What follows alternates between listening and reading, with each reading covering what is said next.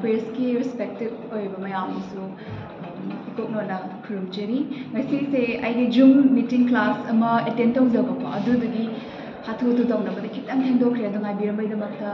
थमोई सेंगना थागत फोंदोकचरी अदुगा अइना मतुंग यामना चाउना थागत फोंदोकचमीबसे अखोगी मणिपुर फैशन सोसाइटी की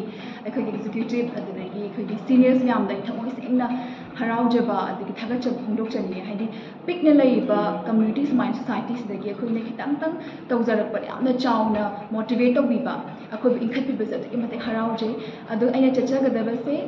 डेट 9 दगी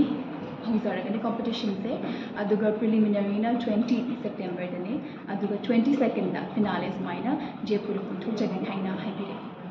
आइगी से होय मिस यूनिवर्स इंडिया जयपुर दने पांथु जगदबसे अदुगा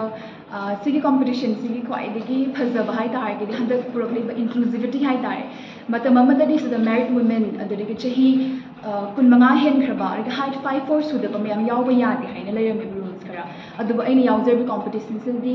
अदुगी मतिक चेंज तौग्रे हाइ तारे नुपी ओइबगी वुमेनहुड सेलिब्रेट तौबसा सिदा क्राइटेरिया अमदना लिमिट तौदना सेलिब्रेट तौब प्लेटफॉर्म ने हाइना थमजगे अदु आइगेसु बेस्ट लेवल दा मणिपुर से माइ पाकपा ओइबा ngamजगे हाइना मैम दिके थौनीजे। Thank you.